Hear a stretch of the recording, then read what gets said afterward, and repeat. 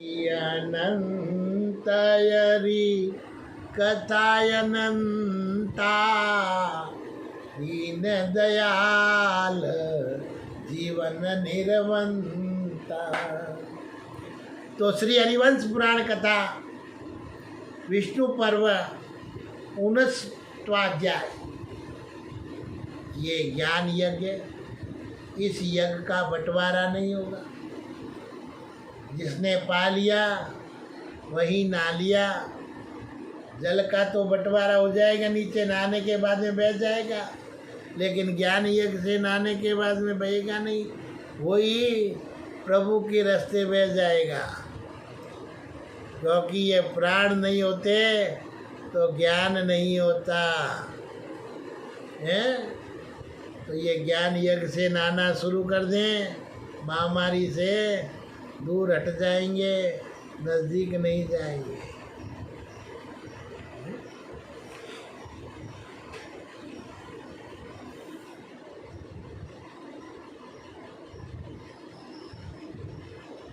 तो 59वें अध्याय से जीवन निर्वंता भगवान श्री कृष्ण के द्वारा रुक्मिणी कारण और तथा यादव वीरों का जरासंध एवं शिशुपाल आदि के साथ घोर युद्ध। वेश भाई जी कहते हैं कि जन्मजय इसी समय प्रतापी जरासंध सिद्धिराज का प्रिय करने की इच्छा से राजाओं को एकत्र करने का उद्योग किया और उसने सर्वत्र ये समाचार भेज दिया कि भीष्मक की पुत्री रुक्मिणी तथा राजा शिशुपाल का विवाह होने वाला है।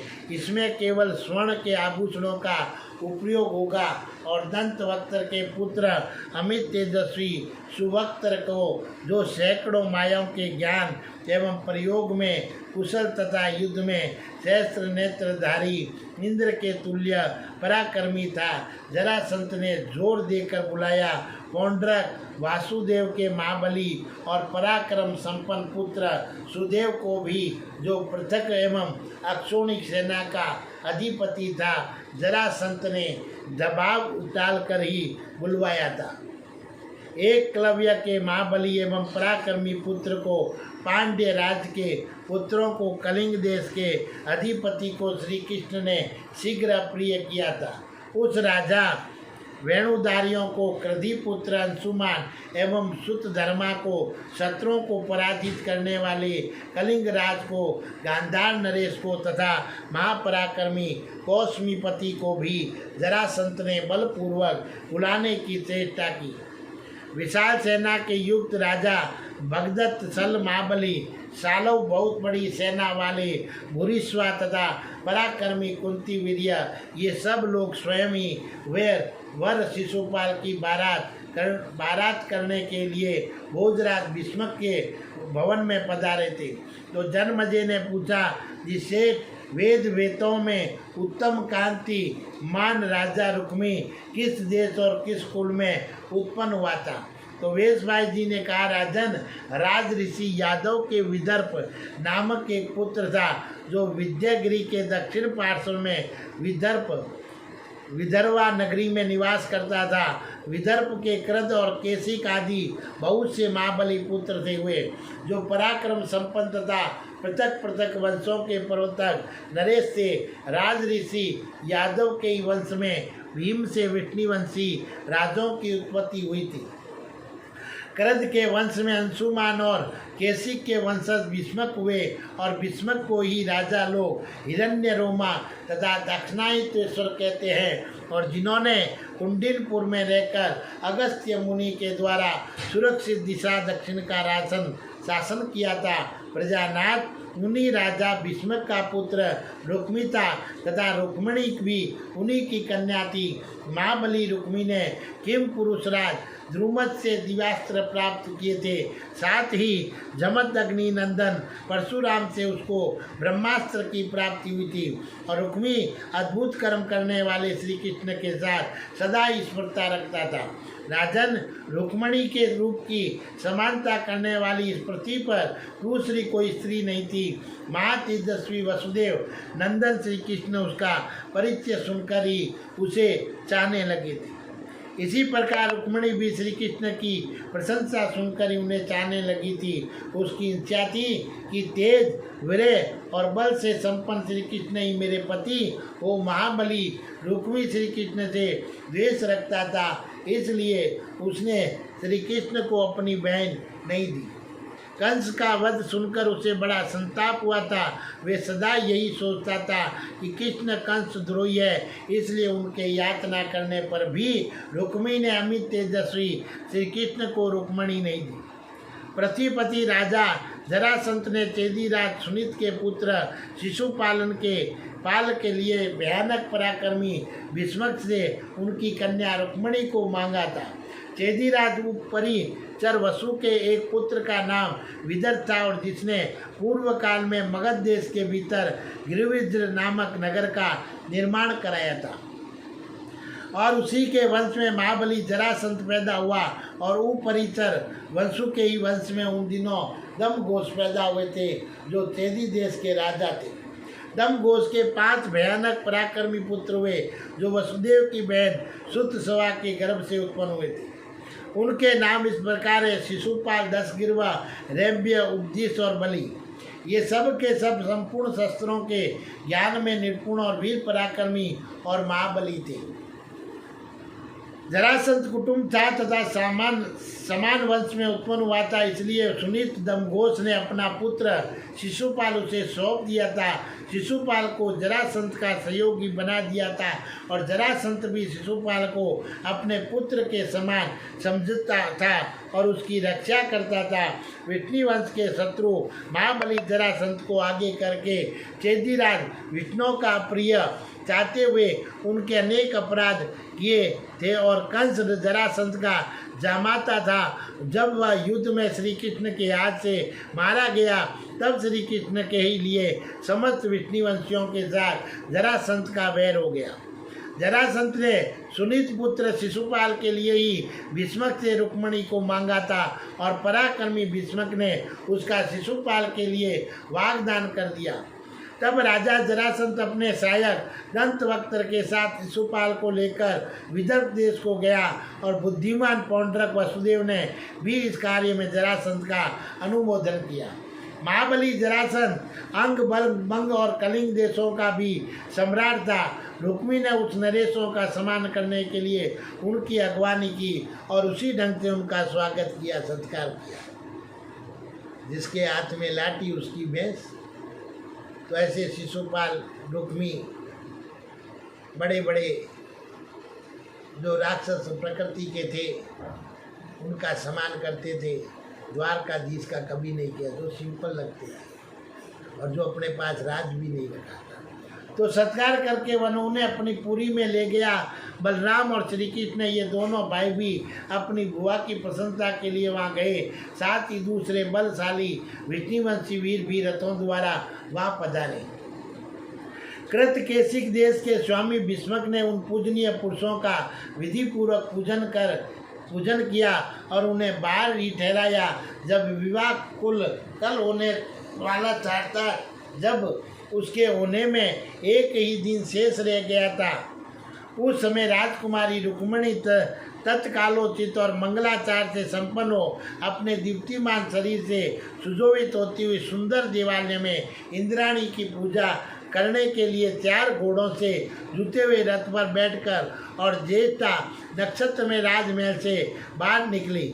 उस समय वह विशाल सेना से घिरी हुई थी। उस यात्रा के समय देव मंदिर के निकट परम सुंदर रूप से संपन्न साक्षात लक्ष्मी सी खड़ी हुई रुक्मिणी को भगवान श्री कृष्ण ने देखा।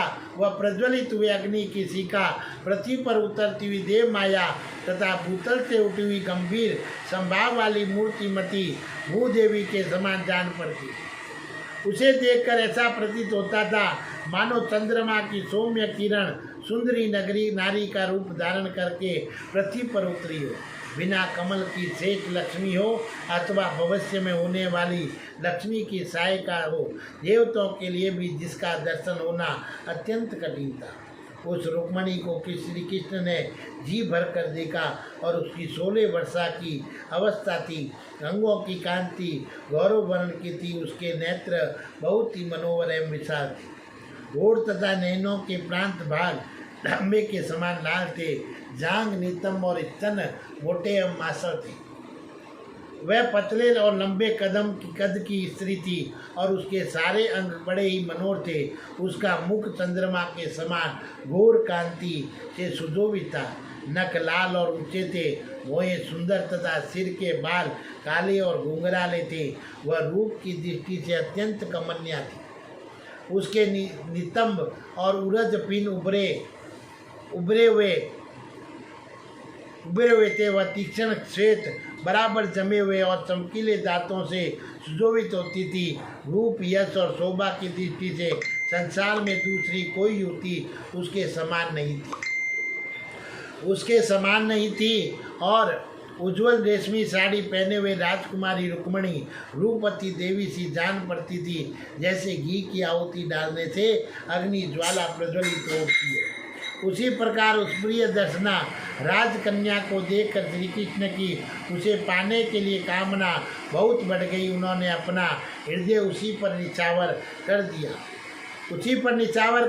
तदंतर महाबली श्री कृष्ण ने विष्णुवंशियों के साथ सलाह और बलराम जी के साथ कर्तव्य का निश्चय करके और रुक्मणी को हर लेने का विचार किया।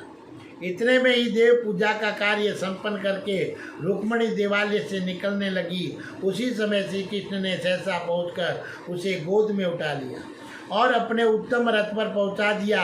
और इधर बलराम ने भी एक पेड़ उखाड़कर आक्रमण करने वाले शत्रुओं का उसी से संहार कर डाला। उस समय बलराम की आज्ञा पाकर समस्त यदुवंशी वीर युद्ध के लिए कमर कसकर तैयार हो गए।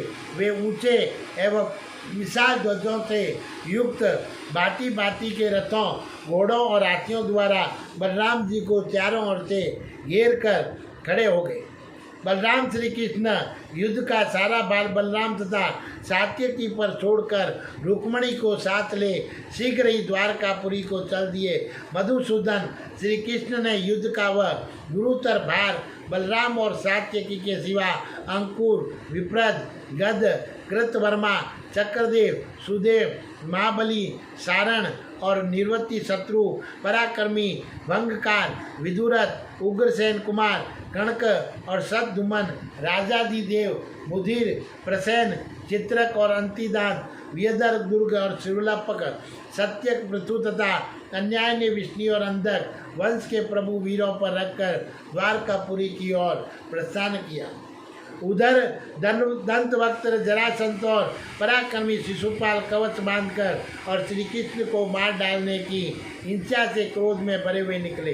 पराक्रमी चेदीराज शिशुपाल अंग भंग, कलिंग और तथा पुंडरिक देश के योद्धाओं और अपने महारथी भाइयों के साथ युद्ध के लिए निकला।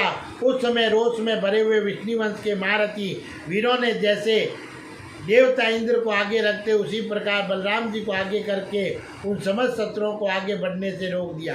उस महासमर में वेग से आगे बढ़ते हुए महाबली जरासंत को सात्यकी ने 6 नाराजों से मारकर घायल कर दिया। अंकुर ने दंतवक्त्र को 9 बाणों से वेध दिया। तब करुष राज दंतवक्त्र ने 10 शीघ्रगामी बाणों द्वारा अंकुर को भी बीतकर बदला चुकाया। विप्रत ने 7 बाणों से शिशुपाल को घायल कर दिया और तब प्रतापी शिशुपाल ने 8 बाणों से विप्रति को शतवियत कर दिया। और तब गवेशन ने 6 अतिदांत ने 8 और विदर्क द्रुग ने 5 बाणों से चेदीराज शिशुपाल को गहरी चोट पहुंचाई। शिशुपाल ने भी उन सबको 5 बाण मारकर बदला चुकाया और 4 बाणों से विप्रथु के 4 घोड़ों को मार डाला। इतना ही नहीं, शत्रु सदन शिशुपाल ने एक बल से विदर्भ दुर्ग का सिर काट लिया और गवेशन के सारथी को यमलोक पहुंचा दिया। तब महाबली एवं पराक्रमी विप्रथु अपने अश्वहीन रथ को त्याग कर शीघ्र ही वियत दुर्ग के रथ पर जा चढ़े विपृथु का सारथी भी तुरंत ही गवेषण के रथ पर जा बैठा और उसके वेगशाली घोड़ों को काबू में रखने की चेष्टा करने लगा। फिर तो वे कुपितो धनुष और बाण हाथ में लेकर रथ मार्गों पर नित्य सा करते हुए और सुनीत पुत्र शिशुपाल पर बाणों की बौछार करने लगा। चक्रदेव ने पंख वाले बाण से मारकर दंतवक्त्र की छाती छेद डाली। फिर 5 बाणों द्वारा उन्होंने युद्ध में षडरथ को भी घायल कर दिया। तब उन दोनों ने भी पैनी और धार वाले 10 मर्मभेदी बाणों द्वारा चक्रदेव को और गहरी चोट पहुंचाई। फिर शिशुपाल के भाई बलि ने भी चक्रदेव को 10 बाण मारे। तत्पश्चात उसने दूर से ही 5 बाण मारकर विदुरथ को भी घायल कर दिया और विदुरथ ने भी 6 पैने बाण मारकर युद्ध में बलि को आहत कर दिया। तब बलि ने महाबली विदुरथ को बदले में 30 बाण मारे और दूसरी ओर कृतवर्मा ने युद्ध में पौंड्रक वसुदेव के पुत्र को 3 बाणों से घायल कर दिया। साथ ही उसके सारथी को भी मार डाला और ऊंचे ध्वज को काट गिराया। तब क्रोध में भरे हुए पौंड्रू ने 6 बाण मारकर बदला चुकाया और एक बल ने कृतवर्मा का धनुष भी काट दिया। निवृत्त शत्रु ने बहुत से पहने बाण मारकर और कलिंग राज को बीध डाला। तब कलिंग राज ने एक तोमर का प्रहार करके उसके कंधे पर घाव कर दिया। पराक्रमी कणक ने हाथी के द्वारा आक्रमण करके अंगराज के हाथी और अंगराज को भी तोमर से घायल कर दिया। तब अंगराज ने भी अनेक बाणों द्वारा कणक को चोट पहुंचाई। उधर चित्रक और स्वपलक और महारथी सत्यज्ञ ने कलिंगराज की सेना को 100 नाराजों से मारकर विदीर्ण कर डाला। तदंतर क्रोध में भरे हुए बलराम ने एक पत्रहीन वृक्ष के द्वारा युद्ध स्थल में वंगराज के हाथी और वरंगराज को भी काल के गाल में भेज दिया। वंगराज का वध करके पराक्रमी संकटने ने धनुष हाथ में ले रथ पर आरूढ़ो भयंकर नाराजों द्वारा बहुत से केसिकों का संहार कर डाला। अत्यंत कुपित हुए पराक्रमी बलराम ने 6 बाणों से करुष देश के अनेक महाधनुर्धरों को वध करके मागधों की विशाल सेना में 100 चुने हुए वीरों को यमलोक पहुंचा दिया। उन सब का संहार करके महाबाहु बलराम ने जरासंध पर धावा किया। अपनी ओर आते हुए बलराम को मगधराज ने 3 नरातों से घायल कर दिया। तब मुसलधारी बलदेव ने कुपित 8 नरातों से जरासंध को शत विशत कर दिया और उसके स्वर्ण भूषित ध्वज को एक बल से काट दिया। बाणों की वृष्टि करते और एक दूसरे को मारते हुए उन वीरों में देवासुर संग्राम के सवार घोर युद्ध होने लगा। क्रोध से भरे हुए सहस्त्र हाथियों से रथों से और रोषावेश से ये युक्त घुड़सवारों से भिड़ गए और हाथों में शक्ति ढाल और तलवार लिए हुए पैदल वीर पैदलों से जूझते और उनके मस्तक काटते हुए युद्ध में पृथक पृथक विचरने लगे। कवचों पर गिराई जाती हुई तलवारों और गिरते हुए बाणों का मान शब्द पक्षियों के चाचाने के समान सुनाई पड़ता था। युद्ध स्थल में महामनस्वी वीरों की प्रशंसा के खींचने और शस्त्रों के टकराने का शब्द भैरी शंख मृदंग और वेणुओं की ध्वनि को आच्छादित कर देता था। बोलिए श्री कृष्ण भगवान की जय। हरि अनंत हरि कथा।